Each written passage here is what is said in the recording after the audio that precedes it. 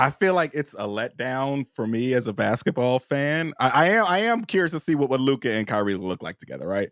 But I feel like, the Mavs, I mean, of course, I wanted him to go to the Lakers, right? Like, that'd have been the big splash. I think that makes them a championship favorite, possibly. I think that, him with Luka, I think that makes the Mavs scary. I don't think it makes them a legit contender. I think they can fuck up a legit contender's postseason and get somebody out here, but yeah, I mean, I think it's gonna be interesting. Everything with Kyrie is always interesting, but for the on the court shit, Luka and Kyrie together, I'm very much looking forward to seeing what that looks like. I mean, they finna fuck some people up. They're gonna embarrass a lot of people. You know what I'm saying? There's just not, like you don't have two good enough defenders to not get cooked by one of them. You know what I'm saying? But yeah, I don't, bro. Like it's. Are we talking about Bron's response yet? Are we gonna? We'll get to all later? of it. I'll bring all of it up for sure. My response to it, I'm just unmoved. I didn't get too caught up. I saw everybody putting Kyrie in a Lakers jersey and shit.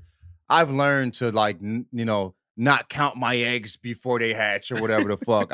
Was not getting caught up in that shit and getting my heart broken. I'm like, y'all motherfuckers seem real sure about it. But yeah, so I mean. I didn't know when it would happen. I definitely didn't think it was a Dallas Mavericks trade. You know what I'm saying? That was going to happen. But I'm surprised that I'm really surprised that it, knowing that Kyrie is not afraid to, create a hubbub and start some shit. You know what I'm saying? I'm surprised that, they made the trade knowing he wanted to be in LA. And I'm wondering if he's gonna start some shit. That's what I'm wondering. Like, bro, like I don't know if this is gonna be a smooth move either. So we'll see. I had pre-separated the art from the artist, so I'm very upset that process went to waste. That was the artist and the art are back the same again. Yeah, one. Yeah, I texted you guys. The art was falling off the bone. It was. Bro, you were real horny in them fucking on that group chat, dog. That purple and gold. Bro, horny. I was like, I'm not getting caught up. I will not do this to myself, G. And all right, I was fully ready if he went to start filling up my head with some bullshit for sure, but not before he went. You know what I'm saying? I wasn't quite wet yet. You know what I mean? But it was how you were gonna leave the credit card with the gas station attendant, and then just fucking put the nozzle right in your ear and just a full fill up. Oh my God, bro! Give me all of it. You feel me? To the card is maxed out. Fuck you mean? Tyler, you brought up the fit with the Mavs. I think that's definitely an angle I'm interested in. You said you felt like a little let down as a basketball fan, which I agree with. This just is not like it's just not. There's so many exciting things that could have happened, right? Yeah. And this to me is not one of the exciting things. I think you guys both hit it on the head. Like, I'm sure we're gonna get some great highlights and some wow, they both got 35 points after 3 quarters type shit. But I don't really see this being a landscape shifter for the NBA. But you guys both seem real confident in the fit, which I had concerns about. They're both very ball dominant. Tyler, you think they just slide in on the court together and it fits pretty quickly? Yeah, I do. I think, from those 7 quarters that we saw when he played with Harden at the 1, Kyrie was cooking at the 2. I think that, of course, you're not taking the ball out of Luka's hands. He's still going to, be the ball dominant one there. I think that Kyrie is going to adjust at the 2. But yeah, like you said, it was a bit of a letdown, bro, because this shit had been cooking since last summer. And, no shots to Spencer Dinwiddie, but like that's how this shit ends. You know what I'm saying? A Spencer Dinwiddie, Dorian Finney-Smith not with swap, the bang. But with a Dinwiddie. Yeah. I mean, fucking T.S. Eliot shit right there. But yeah, I do think that Kyrie at the 2 can work with Luka at the 1. I do. As far as fit, the closest, comparison you would have to Luka, on how his ball dominance is a Harden. But Harden changed his game when he went to the Nets. You know what I mean? Like, his numbers kind of dropped, his assists rose. I don't see Luka changing the way he plays for Kyrie. So we shall see. But I think there's one basketball. There's enough for them two. Tim Hardaway Jr. is not going to get the shots up that he once did. You know what I'm saying? Like, So I mean, I don't know if it equates to winning. I think they'll get their shots up, but I mean, I don't see himself changing himself in the same way that Harden changed himself. So as a team, I don't think they'll be that much better of a squad. You know what I mean? You don't think this trade makes the Mavs better? I think it makes them better. Yes, I think it makes them better. But I'm saying, like, as far as fit, I don't see how it makes them. I don't see them fucking up a really good team, because I don't like the way that Harden changed his game. He was not shooting as much, you know what I mean, and he leaned more into the point guard, you know what I'm saying, than the scoring dominant guard. He wasn't as scoring dominant. You know, Luka ain't gonna do that, and he shouldn't do that. You know what I mean? But that's what allowed Kyrie to have his 50, 40, 90 season, you know, that year with KD, you know, and Harden, is because Harden stepped back. But so the question to me is, I don't know anyone who looked at this and said the Mavs are winning a title this year, which is, a lot of teams, that's what the Lakers said. We're not doing shit unless it's going to make us front runners. So the question is, why did Dallas do this? Is this literally just Mark Cuban sending a Valentine's note to Luka that says, look, I'm trying to get you help, stick around? I mean, is that literally what this is, you guys think? I think there's that. I think that this is by far the best teammate that Luka has had in his very young career. I also think that, it's been a lot of Lakers fans who have just been like, oh, we've got to wait till next season now for Kyrie. And I would not bank on that. And the reason being is Mark Cuban, he knows how to work the people angle of this shit. Right? Like, I would not be surprised if Cuban can put some shit in Kyrie's ear to get him to buy in, to get him, to sign to an extension, and he's a man for the next 4 or 5 years. I would not be surprised at all by that. Like, he is on the other end of the spectrum in regards to, the people management side of this as Joe Tsai, because that motherfucker has no idea, how to handle that factor of this thing, of this scenario. But yeah, I would not be surprised if Cuban can get some buy-in from Kyrie, not only to, be committed, to step his shit up, to, be consistent, to be reliable, but maybe even to get him to lock in on the max. We'll see. I just don't see him locking in on the Mavs, bro. I just don't see it happening. He has to buy into the city. You know what I'm saying? Maybe he can get him to buy into the organization a little bit and keep him there. I just don't see it. I just don't see it. I think he wanted to go to Lakers for a reason. You know what I mean? It's in LA. They could win. They could potentially win a chip. I don't see him like, hey, I want to sign up for this Luka, you know what I'm saying? Right. I'm be his sidekick. I just don't see it happening. Tyler mentioned Joe Tsai being the exact opposite of Mark Cuban, which, boy, howdy, this whole podcast was going to be, if we'd recorded it at a certain time on Sunday, it was just going to be me screaming obscenities at Rob Pelinka.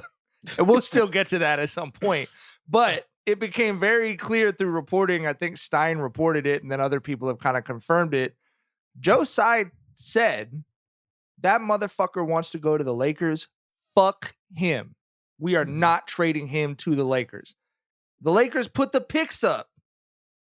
They put the fucking first round picks up, the 27 and the 29, and they said, give us Spencer Dinwiddie and whoever else you got. We're not sending him to the fucking Lakers.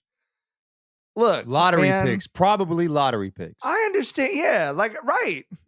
Like, I understand Joe Tsai. I mean, unless Braun is dragging the Lakers into a top 4 or 5 spot in 2029. At a million years old. Come on, G.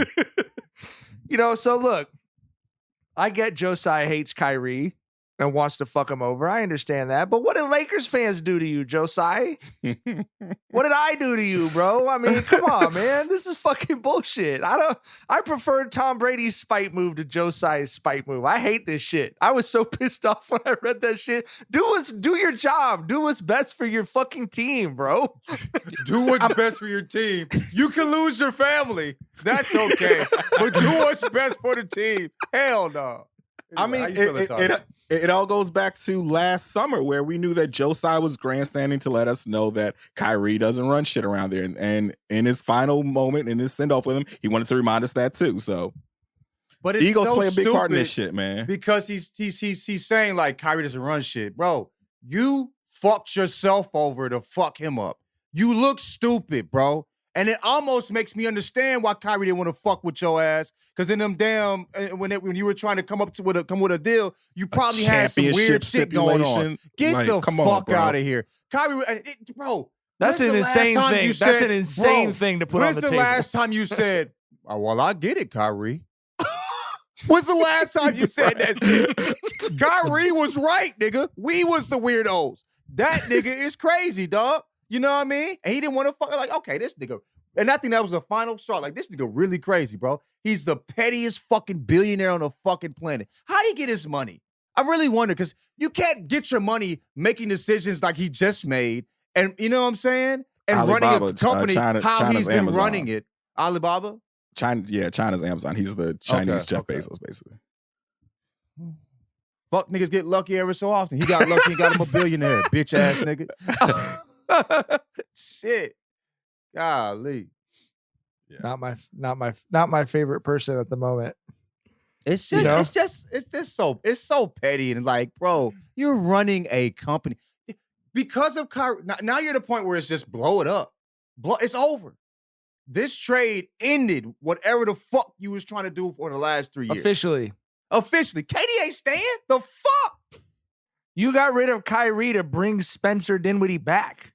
Bro, you had Spencer Dinwiddie. You had Spencer Dinwiddie at home, bro. to spite Kyrie, you right, and you went out. To spite Kyrie, you also, you know what I'm saying, like, you know, like fucked up your shit with KD. Come on, bro. Like, dog, now you back to the. It might be a fun team to watch how they were when they had. You don't even got Jared Allen no more, nigga. It's not even gonna be fun how it was in those days. You know what I'm saying? Like, it's just gonna be feeling kind of bad for KD, honestly. KD, you know, dude, KD is, bro.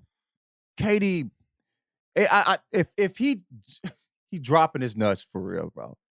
I don't think there's going back at this point. Dog, come on. You know what I mean? He's Jackson says, isn't this trade more likely to keep KD than the Lakers trade? No, I don't think so. I doubt it. I mean, this is a bro. You're blowing this shit up. That's what you and do you if you're KD at what 33, 32, 33, and you're like you probably have, you know, how many years you have playing at this level, who's to say? But if I'm his age, I'm like, I'm not trusting this fuck nigga. Well, yeah, there's a couple other components to that, Jackson, one of which being that this also completely ends KD's ability to or willingness to attempt to recruit anyone else to the Nets. If they're owned by a team that is going to, I mean, it's now been reported publicly that he directly said, fuck you to Kyrie. We are not taking the best deal on the table because I want you to be pissed off about this shit. You know, so to me, that is and we've seen KD kind of tie himself to Kyrie in that way in this process. I wouldn't be surprised if KD is out here on twitter.com at some point this week, you know, making some statements. Get me out. Let me out. He's sad right now, though. Huh? He's too sad right now, though. Bro, he had to put the phone down. He's not sadder than LeBron James, who absolutely broke my fucking heart on Sunday with the tweet, maybe it's me. You know, Robert Todd Pelinkas Jr., Jeannie Buss, you're the fucking Lakers. You have this man tweeting out here like he plays for one of the regular teams. You're the fucking Lakers. He's not supposed to be doing that. He's supposed to be laughing at everybody else right now, like lighting fucking cigars with $1 trillion bills that don't even exist as shit. And he's tweeting on Sunday afternoon, a couple days before he becomes the NBA's all-time leading scorer. While he's doing shit at 38 no one's ever done in history, maybe it's me. Come on, man. What stage of grief is this? Is this acceptance or depression? I'm trying to figure that out. Maybe it's me is bargaining. Okay, that's bargaining. So he's only in stage, what, 3? That's stage 2, 3? This had to hurt you guys, though, to see him publicly express feeling hurt. Hurt, not just frustrated. We've seen him publicly express being frustrated. This is publicly expressing being hurt by the way that the end of his career is being managed. Yeah. I mean, shit hasn't gone Bron's way for since motherfucking July 4th, 2016, basically, when KD went to the Warriors, right? Like, I mean, you kind of get used to the shit now, so prayers up for the homie, man. You'll get through this, bro. Yeah, you're right. He needs somebody to give him a good pound in the back, you know what I mean? lift the spirits, dog. I didn't necessarily feel hurt. Like, I mean, it's just to me, I'm like, wow, like this is we have like you said, a player that is at his level, you know what I mean? Like doing what he's doing at this age, something we've never seen before. And we're seeing him be as human as possible. Bro, this is great cinema. This is incredible cinema.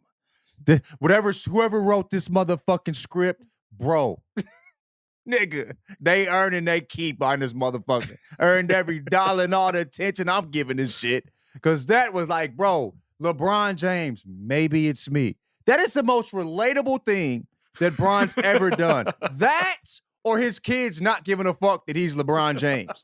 The two things. You know what I'm saying? Like, bro, bro, we've all been there. Maybe it's me. You know what I mean? I don't think it's him in this case, but Jesus Christ.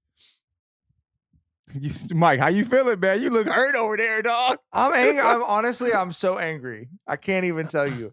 But the Lakers did what they were supposed to do. Correct. You were just dealing with a motherfucker who had a billionaire that had his heart set on fucking ruining whatever plans Kyrie had going on. Joe Tsai wasn't reasonable at that point. Right. Joe Tsai had me giving biblical lessons to Vincent earlier today about spite. You know, it's like when you cut your nose off, you know, to spite someone. Face. You just, it's just like. You heard about the Sphinx? Young you're right. It is a little easier to take knowing that the Lakers did what they were supposed to do and maybe signals that they're still have something coming before the trade deadline. But no, it's just a sliding door moment. John, you said, you know, you don't want to put yourself out there and be hurt. Like, I'm a Lakers fan. Like, I irrationally believe that we're going to get everybody. And then most of the time it's true. At least a good percentage of the time it's true. It hasn't been true in the last couple years, though. But I believed it about Bron. And that was one of my favorite days ever on social media. Because a lot of people said, too, bro. You know, oh, it was great. And then we got AD and, you know, I mean, we were ready to go. I just Bron believed it too, though. I think Bron believed it too. He was in his room jerking his dick to these memes. You know what I'm saying? And you know, he was let down. He was heartbroken. Dick in his hand alone. Maybe it's me. Maybe it's me. Maybe it's me.